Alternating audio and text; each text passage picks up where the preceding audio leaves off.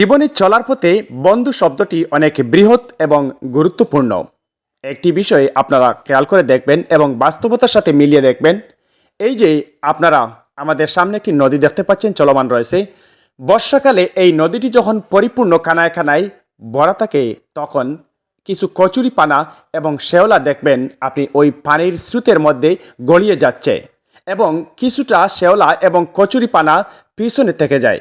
যে কচুরিপানাগুলা স্রোতের মধ্যে এগিয়ে যেতে পারে সে আরও অনেক দূর এগিয়ে যেতে থাকে এবং যে কচুরিপানাগুলা মধ্যখানে আটকা পড়ে যায় তখন সামনের কচুরিপানা আর তার কিন্তু দেখার সময় নেই এবং তার খোঁজখবর নেওয়ার মতো সময় নেই।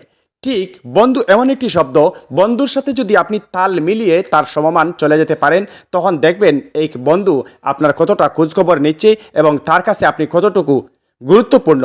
এবং যদি আপনি পিছনে পড়ে থাকেন তাহলে আপনার কোনো মূল্য থাকবে না। তাই সময় থাকতে নিজেকে গড়ে তুলুন এবং যদি আপনি পড়ে থাকেন তাহলে সেই কচুরি পানার মতো পড়ে থাকবেন। এই জীবনে বন্ধু বলতে আপনার কিছুই থাকবে না।